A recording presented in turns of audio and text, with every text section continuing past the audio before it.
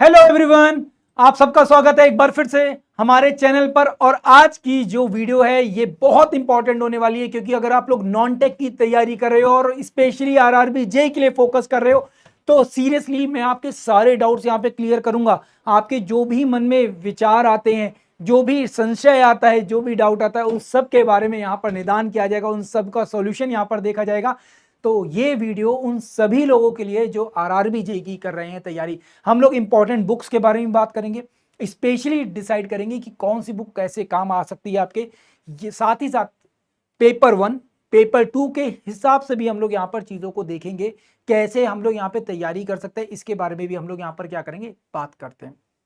And last में बात करेंगे आखिर प्लानिंग किस तरीके से करनी है, कौन सा वो तरीका होगा, कौन सा वो मेथड हो सकता है जो बेस्ट हो सकता है। आप उस प्लानिंग को अपने अकॉर्डिंग अपर नीचे अपने अकॉर्डिंग टाइम को मैनेज कर सकते हो, ठीक है, वो अपने अकॉर्डिंग आप उसे एग्जीक्यूट कर सकते हो। मैं आपको अपने हिसाब से आपको बताने की कोशिश करूंगा, क्योंकि मैंने जितने बच्चों से बात की अपनी क्लास के, जितने बच्चों ने मुझे बताया, उसमें से कुछ ऐसे थे जो वर्किंग थे, जॉब में थे, और कुछ ऐसे थे जो बिल्कुल फ्रेशर थे, जिन्होंने जस्ट कॉलेज पास आउट किया और सोचा चलो हम लोग आरआरबी जेई पहला एग्जाम आएगा तो हम अब वो एग्जाम देंगे।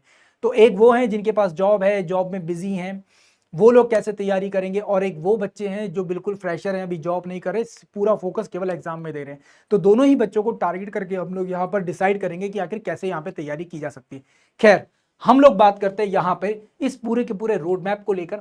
सबसे पहले हम लोग अगर पेपर 1 की बात करते हैं, मतलब सीबीटी 1 की बात करते हैं रेलवे में, तो एक तरफ आता है आपका मैथ, जिसमें आपके आते हैं 30 क्वेश्चन, रीजनिंग आता है जो कि आपका जनरल रीजनिंग होता है, मतलब कि एसएससी और रेलवे में जो रीजनिंग आता है नॉर्मल वर्बल नॉन वर्बल बिल्कुल वही होता है। 25 क्वेश्चन उसके होते हैं एंड 25 ही मार्क्स होते हैं, मतलब जितने क्वेश्चन उतने मार्क्स, एक क्वेश्चन का एक नंबर। फिर अगर जनरल अवेयरनेस की बात करें तो इसमें 15 क्वेश्चन आते हैं और 30 क्वेश्चन आते हैं आपके जनरल साइंस के। जनरल साइंस का मतलब यहां पर है आपका फिजिक्स, केमिस्ट्री एंड बायो, तीनों से ही क्वेश्चन आएंगे। अब फिजिक्स केमिस्ट्री बायो से 30 क्वेश्चन और 15 क्वेश्चन, ये मतलब अगर एक तरह से देखा जाए तो जीके जीएस का अच्छा खासा वेटेज है, एंड यहां पर इसका भी अच्छा खासा वेटेज दिख रहा है। ऑलरेडी कुशल सर इसके बारे में बता चुके हैं कैसे आप मैथ रीजनिंग इनके ऊपर काम कर सकते हो। हम लोग ऑलरेडी यूट्यूब पर आपके लिए इनके लिए सीरीज लेकर आ चुके हैं, जहां पे आप लोग इन सारे वीडियोस को देख सकते हो। वहां से आप अपनी प्रिपरेशन को क्या कर सकते हो, एक बूस्टअप दे सकते हो, एक शुरुआत दे सकते हो। पर मैं बात करना चाहूंगा यहाँ पे general awareness and general science को लेकर, जो आपके एग्जाम के पॉइंट ऑफ व्यू से बहुत इंपॉर्टेंट है। साथ ही साथ एक चीज जो सबसे इंपॉर्टेंट, नेगेटिव मार्किंग आपको पता होना चाहिए, 1/3 की नेगेटिव मार्किंग है। एंड मिनिमम क्वालिफिकेशन 40 मार्क्स होने जरूरी है, मतलब 40% मार्क्स होने जरूरी हैं। फिर अगर सीबीटी 2 की बात करते हैं तो same as it is CBT 2 में भी आपको यहाँ पे नॉन टेक का इंपॉर्टेंस बहुत देखने को मिलता है। 15 क्वेश्चन देखने को मिलते हैं सेम 15 मार्क्स के फिजिक्स और केमिस्ट्री यहाँ पर देखने को मिलती है, वो भी सेम 15 क्वेश्चन आपको देखने को मिलेंगे। और अगर हम लोग यहाँ पे बात करें बेसिक कंप्यूटर एंड एप्लीकेशन, तो बहुत ही आसान क्वेश्चन आते हैं, कोई ज्यादा मुश्किल क्वेश्चन नहीं थे, बिल्कुल आराम से आप इनको क्या कर सकते हो, टैकल कर सकते हो। अगर आपने नॉर्मल एग्जाम दे रखा है या फिर अगर आपने कभी ट्रिपल सी का एग्जाम दिया ना, तो बिल्कुल उस तरीके के क्वेश्चन होते हैं, बहुत बेसिक लेवल के क्वेश्चन। फिर इन्वायरमेंटल एंड पॉल्यूशन कंट्रोल, ये ऑलरेडी आप लोग अपने स्कूल में आप लोगों ने पढ़ा होगा, क्लास 10th में 12th में एक एक्स्ट्रा सब्जेक्ट आप लोगों को इन्वायरमेंट का पढ़ाया जाता है। खास तौर से जो सीबीएसई बोर्ड के बच्चे होते हैं उनको जरूर पढ़ाया जाता है। तो वो जो आपने नॉलेज पढ़ी है वो यहाँ पे आपको काम आ जाएगी। अगर नहीं पढ़ा है तो कोई भी बहुत मुश्किल टॉपिक नहीं है, बहुत आसान टॉपिक है, इजीली आप इसको कवर कर सकते हो 10 मार्क्स का। फिर टेक्निकल एबिलिटी, ये खैर जो भी आपकी ब्रांच है टेक्निकल उसके रिलेटेड है, तो इसके बारे में हम बात नहीं करेंगे। यहाँ पर भी सेम 1/3 की नेगेटिव मार्किंग एंड 40% की क्वालिफिकेशन आपकी जरूरी होनी चाहिए, मतलब कि क्वालिफिकेशन मार्क्स जरूरी हैं। इतना क्लियर करोगे तभी आप आगे पहुंच पाओगे। सीबीटी 1 सीबीटी 2 हम लोगों ने दोनों के बारे में जान लिया, दोनों का पैटर्न जान लिया, पर हमको बात करनी यहाँ पे नॉन टेक क्यों लेकर, कौन कौन से टॉपिक्स हैं जो आप कवर करते हो। सबसे पहले अगर हम लोग बात करें करंट अफेयर, करंट अफेयर के बाद अगर हम लोग बात करते हैं तो हिस्ट्री, हिस्ट्री में आपका ancient history, medieval history, modern history, तीनों पार्ट आते हैं। फिर अगर हम लोग बात करें ज्योग्राफी आपका आता है, ज्योग्राफी में वर्ल्ड ज्योग्राफी और इंडियन ज्योग्राफी दोनों ही आएंगे। खास तौर से इसमें ध्यान देना है आपको फैक्ट्स के ऊपर। फिर बात करते हैं हम लोग इकोनॉमिक्स की, इकोनॉमिक्स में अगर आप लोग थोड़ा सा करंट से चीजों को जोड़कर देखोगे तो आपके लिए ज्यादा आसान हो जाएगा। जैसे कि अभी हम लोग बात कर रहे हैं किसके बारे में, बजट के बारे में, क्योंकि नो डाउट आपको पता है इस बार क्या हुआ, इलेक्शन हुआ है, तो इलेक्शन की वजह से एंट्रीम बजट देखने को मिला, अब फाइनल हमारा बजट आएगा, ठीक है। तो आपको इसके बारे में पता होना चाहिए। अब आप लोग अगर अगर इकोनॉमिक्स पढ़ रहे हो और साथ में करंट अफेयर पर ध्यान दे रहे हो तो आपको इनके बारे में अपने आप ही पता चल जाएगा, भाई कितना टैक्स बढ़ाया जा रहा है, ठीक है। जो जी जीएसटी है उसका क्या इन्फ्लुएंस है, इनडायरेक्ट टैक्सेस पर कैसे इंपैक्ट डाल रहा है, इस तरह की चीज़ों पर ध्यान देना है। फिर अगर आप लोग पॉलिटी पढ़ रहे हो तो पॉलिटी ये भी एक ऐसा टॉपिक है जो कि करंट से बहुत ज़्यादा क्या होता है, इन्फ्लुएंस्ड होता है। किससे? करंट से बहुत ज़्यादा इन्फ्लुएंस्ड होगा। अब नो डाउट कि रिसेंटली कौन व्यक्ति किस पद पर बैठा है, तो ये आपके लिए इंपॉर्टेंट हो गया। भाई सीधी सी बात है, अगर काउंसिल ऑफ मिनिस्टर पूछा जा रहा है आप लोगों से पॉलिटी में, तो कुछ गलत नहीं पूछा जा रहा। क्यों पूछा जा रहा है? क्योंकि रिसेंटली अभी क्या हुआ है, इलेक्शन हुआ है और नया क्या हुआ है, बिल्कुल एक पूरी काउंसिल ऑफ मिनिस्टर देखने को मिल रही है ना। प्रधानमंत्री ने शपथ ली और कई मंत्रियों ने शपथ ली। जो पहले थे मंत्री वो तो थे ही थे। हो सकता है कुछ मंत्री सेम पोस्ट पर आए हो, सेम पदभार उनको दिया गया हो, परंतु कुछ तो चेंज हुए हैं। तो आपको इन चीज़ों पर भी क्या करना है, बहुत ज़्यादा ध्यान देना है। अगर आप करंट में चीज़ों को देख रहे हो तो आपके लिए क्या हो जाएगा, पॉलिटी बहुत आसान हो जाता है। पॉलिटिकल साइंस या पॉलिटी बहुत ज़्यादा क्या हो जाता है, आसान हो जाता है। इंडिया के कॉन्स्टिट्यूशन को अगर आप लोग एक बार समझ लोगे, जान लोगे, तो आपको लगेगा ये तो आपकी डेली लाइफ का क्या है, हिस्सा है। फिर अगर बात करें गवर्नमेंट स्कीम्स, ये बहुत इंपॉर्टेंट पॉइंट है, ठीक है। अवार्ड्स, ये बहुत इंपॉर्टेंट है। एंड बुक्स एंड ऑथर्स, इसके अलावा भी अगर हम लोग बात करें, जैसे आर्ट एंड कल्चर से रिलेटेड बहुत सारे टॉपिक्स हैं वो पूछ लिए जाते हैं। जैसे कि डांस पूछा जाता है, फोक म्यूजिक पूछा जाएगा, है ना, फोक आर्ट पूछी जाती है। तो जितने भी ऐसे हैं,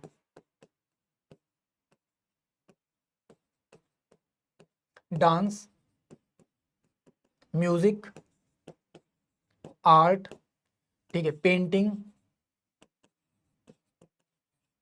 ये सारी चीजें पूछी जा सकती हैं। तो इनके ऊपर ऑलरेडी आपको डेडिकेटेड वीडियो मिल जाएगा यूट्यूब पर। डेली शाम को 6 से 7 मैं खुद ये वीडियोस आपके लिए लेकर आता रहता हूँ। उन वीडियोस को आप लोग देख सकते हो। वहां से बाहर कुछ नहीं आएगा। मैंने ये ऐसा नहीं किया कि केवल इंपॉर्टेंट बता दी, मैंने उन पर कोशिश की है जो सबसे ज्यादा पूछे जा सकते हैं या फिर आएंगे। तो मैंने ऑलमोस्ट सारी ही बताने की कोशिश की है। थोड़ा सा वीडियो लेंथी होगा, पर एग्जाम के पॉइंट ऑफ व्यू से अगर आप लोग देखोगे, एग्जाम को क्लियर करने के लिए सोचोगे, मैक्सिमम मार्क्स लाने के लिए सोचोगे, तो आपको लगेगा वो वीडियो आपके लिए बहुत ज्यादा यूजफुल है।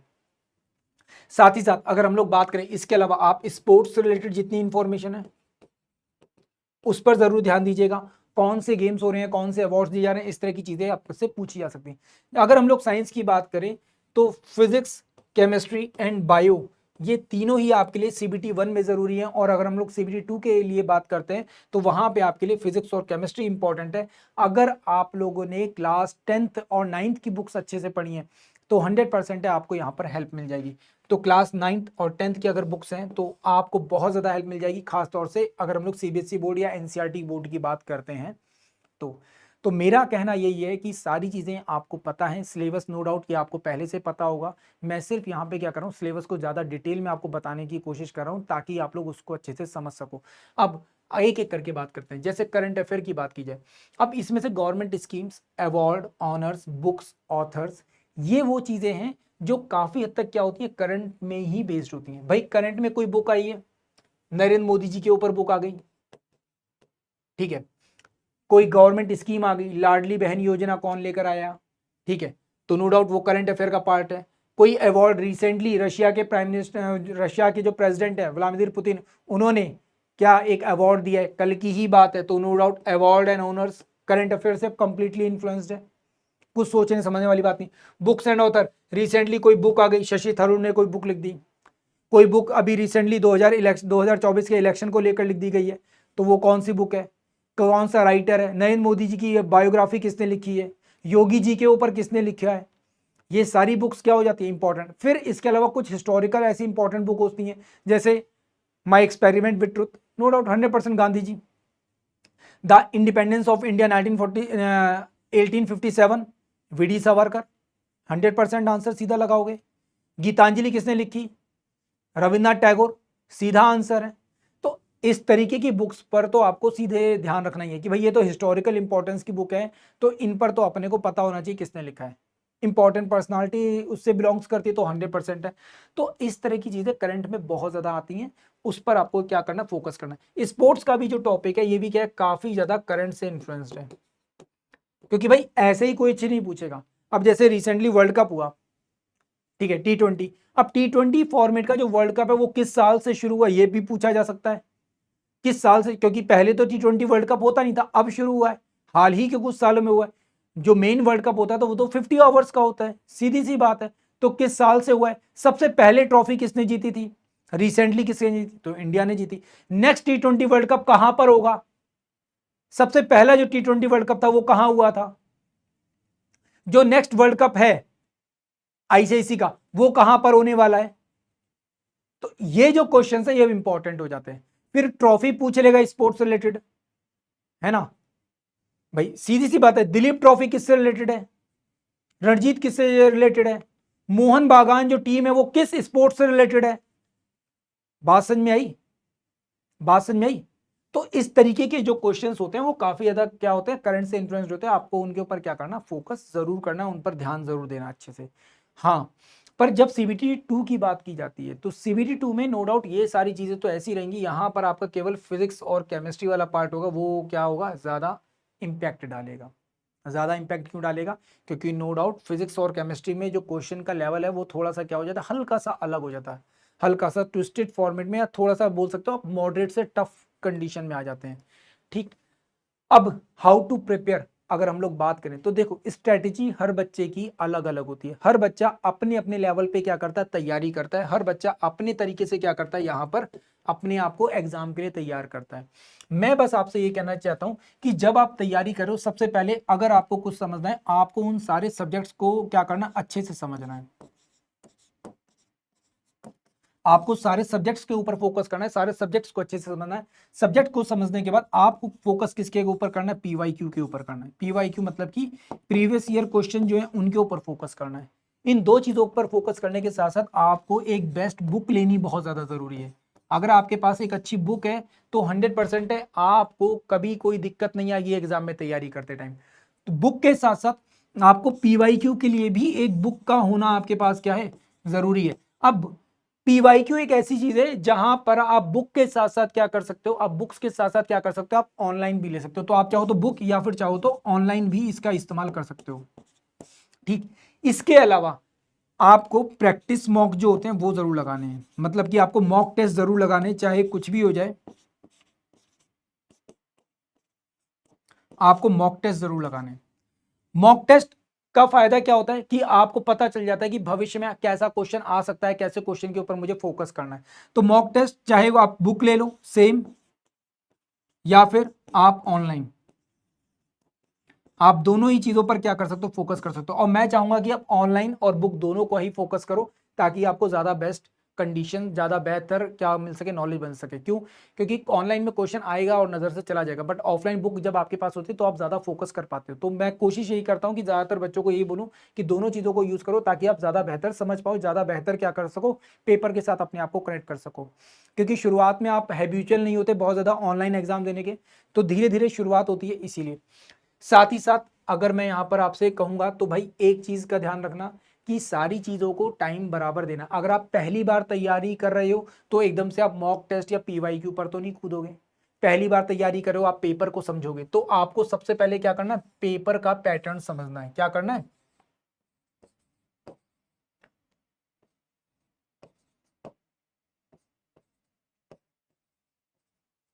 पेपर का आपको क्या समझना है, पैटर्न अच्छे से समझना है कि पेपर किस तरीके का आ रहा है। अब वो कैसे समझोगे, आपने एक पेपर उठाया पिछले साल का, उस पेपर को उठाकर आपने देखा किस तरीके के क्वेश्चन आए हैं, क्या मैं कर पा रहा हूं या नहीं कर पा रहा हूं, क्या इसमें से कोई ऐसा टॉपिक है जो मेरी स्ट्रेंथ बन सकता है। तो आपको पेपर के पैटर्न से क्या पता चलेगा, आपको टॉपिक पता चलेगा, वो टॉपिक पता चलेगा जो आपकी बहुत बड़ी स्ट्रेंथ है। आपको यह भी पता चलेगा आपकी कमजोरी क्या है। आप उन दोनों के ऊपर क्या कर सकते हो, काम कर सकते हो। आपको पता है अभी एग्जाम में टाइम है ना, एग्जाम में टाइम है, तो आप प्रॉपर फोकस कर सकते हो अपने वीक पॉइंट्स के ऊपर, अपने वीक पॉइंट्स के ऊपर क्या कर सकते हो, प्रॉपर फोकस कर सकते हो। तो आपको ये चीज का क्या मिल जाता है, अंदाजा लग जाता है। तो इस हिसाब से क्या करना है, आपको तैयारी करनी है, एंड देन फिर फाइनली आप क्या कर सकते हो, बुक से प्रॉपरली अपने लिए डिसाइड करो कि हाँ सबसे पहले मैं इन वीक पॉइंट्स को क्या करूंगा, टारगेट करूंगा, इनको स्ट्रॉन्ग करूंगा, एंड देन मेरा जो स्ट्रॉन्ग पॉइंट है उसको भी मैं धीरे धीरे क्या करता रहूंगा और स्ट्रॉन्ग करता रहूंगा। ठीक, अब इन सब चीजों को फॉलो करने से फायदा क्या होगा कि आपको खुद के ऊपर कॉन्फिडेंस आना शुरू हो जाएगा। इस कॉन्फिडेंस के लिए चाहिए क्या, एक सपोर्ट। सपोर्ट हम लोग आपको दे ही रहे हैं, हमारे अलावा भी अगर जो सपोर्ट चाहिए वो चाहिए किताबों का।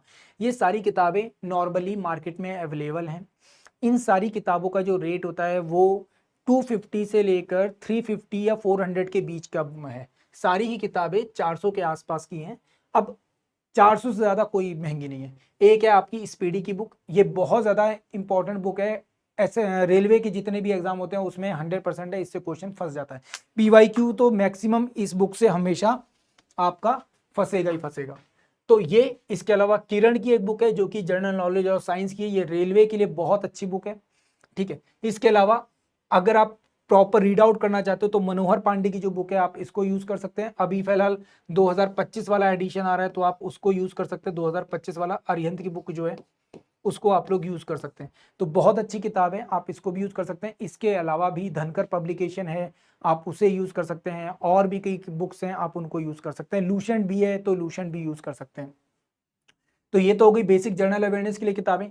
इसके अलावा अगर हम लोग साइंस की बात करें तो साइंस के लिए भी सेम स्पीडी की किताब का आप इस्तेमाल कर सकते हैं, सामान्य विज्ञान। इसके अलावा लूसेंट की जो बुक है जनरल साइंस, ये अपने आप में कंप्लीट बुक है, आपको इसके बाहर सोचने की जरूरत नहीं पड़ेगी। और साइंस के क्वेश्चंस की प्रैक्टिस करना चाहते हैं तो आपके सामने ये बुक है जो कि दिशा पब्लिकेशन की, आप इसका भी अच्छे से इस्तेमाल कर सकते हैं। 5000 प्लस क्वेश्चन आपको मिल जाते हैं जिनकी प्रैक्टिस करते करते आप थक जाएंगे। इसके अलावा खुद लूसेंट की भी एक बुक आती है, ठीक है, जिसमें आपको प्रीवियस ईयर के क्वेश्चन सारे के सारे मिल जाते हैं, सब्जेक्ट वाइज टॉपिक वाइज आप उसको भी कवर कर सकते हैं। तो ये सारी बुक्स आपके सामने जो कि आप यहाँ पर देख रहे हैं, फॉलो कर रहे हैं। अब आपको सिलेबस पता चल गया, आपको अपनी स्ट्रेंथ पता चल गई, आपको अपनी वीकनेस पता चल गई। स्ट्रेंथ और वीकनेस को आइडेंटिफाई करने के बाद, सिलेबस पता करने के बाद आपने स्टडीज शुरू कर दी। मैं ये नहीं कहूंगा कि आप एकदम से जंप करो पढ़ाई में, मतलब सीधा सा मतलब ये है कि एटलीस्ट इन सब चीजों में, फॉर एग्जांपल आपको सारी चीजें पता चल गई तो आपको क्या करना है, एटलीस्ट सब्जेक्ट में ही आपको क्या करना है, अच्छे से फोकस करना है। कितना?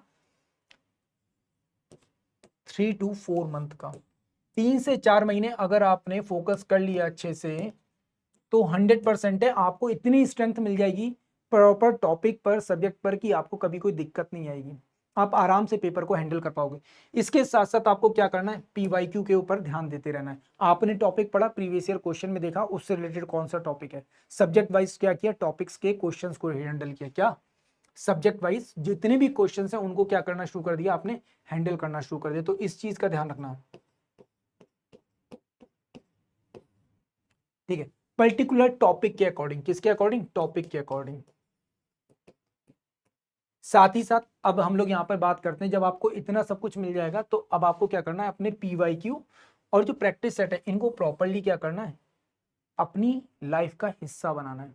बिल्कुल वैसे ही जैसे आप पानी पीना, आपको जरूरत लगती है आप पानी पीते हो, आपको जब भूख लगती है तो आप खाना खाते हो, बिल्कुल वैसे ही आपको यहाँ पर भी करना है। प्रैक्टिस सेट ये वो दवाई है जो सिलेक्शन ना होने के डर को खत्म कर देती है, एंजाइटी को खत्म कर देती है। सीधी बात बोले तो ये, हम लोग क्या करते हैं, पढ़ाई तो करते हैं, जब पढ़ाई करते हैं, स्टडी करते हैं तो हमको बहुत कुछ पता चल जाता है, बट जब तक प्रैक्टिस नहीं करेंगे तो हमको पता नहीं चलेगा ग्राउंड रियलिटी है क्या। PYQ और प्रैक्टिस सेट हमको इसी चीज में क्या करते हैं, हेल्प करते हैं। तो प्रॉपर टाइम टेबल डिसाइड करो। अब टाइम टेबल दो तरीके से डिसाइड किया जा सकता है, एक वो लोग डिसाइड कर सकते हैं जिनकी जॉब है, एक वो लोग डिसाइड कर सकते हैं जो जॉब पर नहीं है। जो पर्सन जॉब पर है भाई, मैं उसको सीधा बोलूंगा कि तुम एटलीस्ट 3 से 4 घंटे मैनेज करो अपने। आप कहोगे सर 3 से 4 घंटे कैसे मैनेज कर लें, भाई सीधी सी हिसाब है, अगर तुम्हारी 8 बजे का ऑफिस है तो मैं कहूंगा सुबह 6 बजे से पहले उठ जाओ, सुबह 6 बजे से पहले उठो, अपनी पढ़ाई पर ध्यान दो। एंड आप जब भी ऑफिस से आते हो, मैं नहीं कह रहा कि भाई आप ऑफिस से टाइम पर आओ, जिस भी टाइम आते हो, आप रात को 8 बजे आ रहे हो, आप रात को 7 बजे के आसपास आ रहे हो, आप 8 बजे भी आ रहे हो, भाई अगर 8 बजे आ रहे हो तो 8 बजे तक तो काम करोगे नहीं, 12 बजे तक, 12 घंटे तो काम करोगे नहीं, आप करोगे कितना, वही 8 घंटे के हिसाब से काम। तो जो बचा हुआ टाइम है, जब आप घर आते हो तो घर पे आकर भी क्या करना है, आपको एटलीस्ट 2 आवर्स निकालने। तो मॉर्निंग में आपको कम से कम 1 आवर से लेकर 1.5 आवर तक देना है, और साथ ही साथ आपको 2 से 3 घंटे देने हैं, कब, इवनिंग में या नाइट में। तो ये आपके ऊपर है। जो लोग जॉब कर रहे हैं उनके लिए, जो लोग क्या कर रहे हैं, जॉब कर रहे हैं, भाई उनके लिए तो मैं यही कहूंगा। बाकी जो लोग जॉब नहीं कर रहे हैं उनके पास टाइम ही टाइम है, वो अच्छे से अपना 6 to 7 आवर्स का अच्छा खासा टाइम मैनेज करो और भाई पढ़ाई में लग जाओ, सीधी बात ये, ठीक। अब रही बात, आपने सब कुछ पढ़ लिया, सब्जेक्ट वाइज भी पढ़ लिया आपने, टॉपिक वाइज भी कवर कर लिया, अब क्या करना है आपको, साथ साथ रिवीजन करना है। क्या करना है? रिवीजन। पर्टिकुलर टॉपिक साथ में उसके क्वेश्चंस, टॉपिक उसके क्वेश्चंस।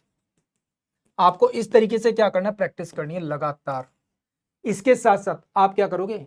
पीवाईक्यू और प्रैक्टिस सेट भी लगाते चले जाओगे। हफ्ते में कम से कम, हफ्ते में कम से कम 3, आपको 3 से 4 या 5 जितने आप लगा सकते हो मैक्सिमम। देखो, अब बड़ी बात बोलने का मतलब नहीं है, एटलीस्ट 5 आपको पीवाईक्यू लगाने ही चाहिए। 5 पीवाईक्यू लगाओ और एटलीस्ट हर हफ्ते 2 से 3 क्या लगाने हैं आपको? प्रैक्टिस सेट लगाने हैं बस। आप कहोगे सर इतना टाइम कैसे मैनेज करेंगे? भाई कोई ज्यादा टाइम नहीं लगता, मैं आपको केवल जीएस की बात कर रहा हूँ। जीएस के हिसाब से भी देखोगे तो आपको कितना, भाई सीधी सी बात है, हम लोगों ने अभी टाइम फ्रेम की बात की थी।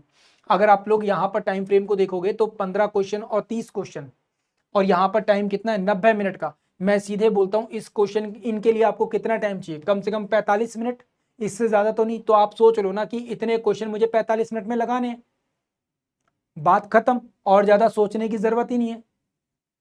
सीधे ये सोचो ना भाई, कितने क्वेश्चन हो गए? 45 क्वेश्चन। 45 क्वेश्चन के लिए कितना टाइम चाहिए? 45 मिनट चाहिए। आप ये सोचोगे एक क्वेश्चन पढ़ोगे, पढ़ने के बाद क्या करोगे? कुछ सेकंड दिमाग लगाओगे अपना, यही तो करोगे ना, कुछ सेकंड सोचोगे फिर दिमाग लगाओगे अपना। तो 45 मिनट के हिसाब से अपना क्या कर लो? टाइम डिसाइड कर लो कि 45 मिनट में मुझे क्या करना है? जीएस के 45 क्वेश्चन लगाने हैं। धीरे धीरे इस टाइम को क्या करो? और कम करो, ताकि आप लोग उस टाइम, बचे हुए टाइम को क्या, मैथ में, रीजनिंग में यूटिलाइज कर सको। जो पहली बार तैयारी कर रहा है, जिसने सबसे पहली बार एग्जाम देगा, उसको शुरुआत 45 मिनट से करनी चाहिए। 45 मिनट 45 क्वेश्चन। जैसे जैसे टाइम पीरियड आगे बढ़ेगा, जैसे जैसे आप तैयारी और स्ट्रांग होती जाएगी, आपको पता चलेगा आप जीएस का क्वेश्चन पढ़ते हो तुरंत आंसर लगाते हो, क्वेश्चन पढ़ते हो आंसर लगाते हो। इस तरह की बहुत सारी वीडियोस हम लोग आपके लिए लेकर आ रहे हैं यूट्यूब पर। और साथ ही साथ अगर मैं आपको बताऊं, हम लोग जितनी चीजें आपको यूट्यूब पर डिलीवर कर रहे हैं, बहुत सारी वीडियोस हैं, बहुत सारी, पूरी की पूरी प्लेलिस्ट है रेलवे के लिए। अगर आप उस प्लेलिस्ट पर जाओगे, आपको इतने सारे मैथ के, रीजनिंग के, जीके जीएस के टॉपिक मिलेंगे कि आप उतना ही पढ़ोगे तो आपको लगेगा हाँ आपने अच्छा खासा क्या कर लिया, एक नॉलेज गेन कर ली है एग्जाम के पॉइंट ऑफ व्यू से। तो उम्मीद करता हूँ आपके जो भी डाउट होंगे प्लानिंग को लेकर, टाइम टेबल को लेकर, कि कैसे तैयारी करें, ये सोच सोच के अगर आप परेशान हो रहे हो, तो यहाँ पर आपको परेशान होने की ज़रूरत नहीं है। इंजीनियर्स वाला आप लोगों के साथ आ चुका है, और इस मैदान में, इस युद्ध के मैदान में हम और आप एक साथ अब क्या करेंगे? युद्ध में शामिल होंगे, और आपके सिलेक्शन तक आपके साथ हम बने रहेंगे। अगर आपको किसी भी तरह का डाउट है तो प्लीज़ आप लोग कमेंट करके पूछ सकते हैं। हमारा जो टेलीग्राम ग्रुप है, आप उस पर भी जाकर जुड़ सकते हैं। टेलीग्राम आप लोग नोट कर लीजिए, लोकेश सर PW। यहाँ पे डाकर, ये टेलीग्राम ओपन है मेरा टेलीग्राम, और यहाँ पे आप क्वेश्चन पूछ सकते हो, डाउट पूछ सकते हो, अपने कोई भी डाउट होए आप बिल्कुल वहाँ पे बेझिझक पूछिए। मैं आपके हर एक डाउट पर पर्सनली रिस्पॉन्स करूंगा, एंड जो भी आपका क्वेरी है बिल्कुल उसको सॉल्व किया जाएगा।